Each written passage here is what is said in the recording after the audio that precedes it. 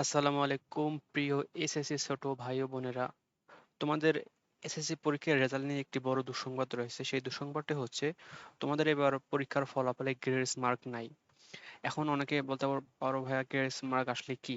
আচ্ছা দেখো, grace mark হলো এমন একটি মার্ক যাতে অতিরিক্ত নম্বর, বিশেষ করে ধরো কোনো বিষয়ে তোমার 33-এ পাস, এখন একজন শিক্ষার্থী পেয়েছে 31 নম্বর, তো তাকে 2 মার্ক দিয়ে পাস করে দেওয়া হয়। কিন্তু এবার সেই পদ্ধতিটা থাকতেছে না। অর্থাৎ আর্টিকেলে বিস্তারিত কি বলছে আমরা দেখে নেই।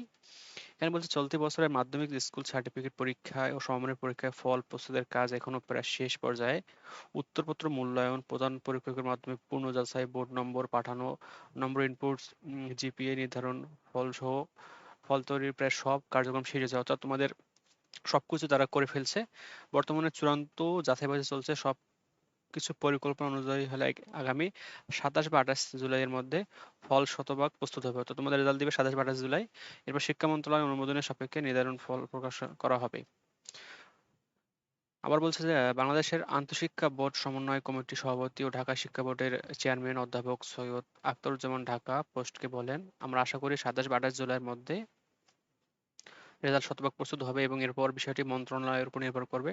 অর্থাৎ বোর্ডের প্রস্তুতি শেষ হলে ফল প্রকাশের চূড়ান্ত সিদ্ধান্ত নেওয়া হবে। অর্থাৎ চিন্তা করে তোমরা ধরে নাও যে এই মাসের শেষের দিকে 30 তারিখের মধ্যে তোমরা তোমাদের কাঙ্ক্ষিত ফলাফল বা রেজাল্ট পেয়ে যাবা।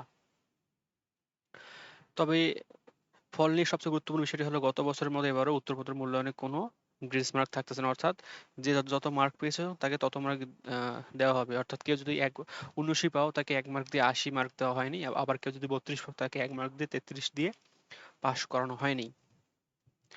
শিক্ষা বোর্ড সংশ্লিষ্ট একাধিক সূত্র জানিয়েছে যে শিক্ষার্থীদের উত্তরপত্রে যা লিখছে কেবল সেই উত্তরে নির্ধারিত নম্বর, অর্থাৎ তোমরা উত্তরপত্রে যা মার্ক পেয়েছো তোমাদের সেই মার্কের উপরে ফলাফল দিয়েছে তারা।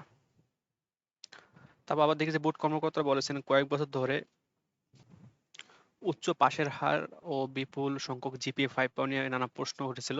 বিশেষ করে উত্তরপত্র মূল্যায়নে অতিরিক্ত নম্বর, সহানুভূতি মূল্যায়ন অর্থাৎ এক কথায় তোমাদের এবারে তারা চাচ্ছে যে তোমরা যতটুকু মার্ক পেয়েছো তোমাদের ততটুকু মার্কেই দিবে, কোনো অতিরিক্ত মার্ক দেওয়া দিবে না বা দেওয়া হয়নি।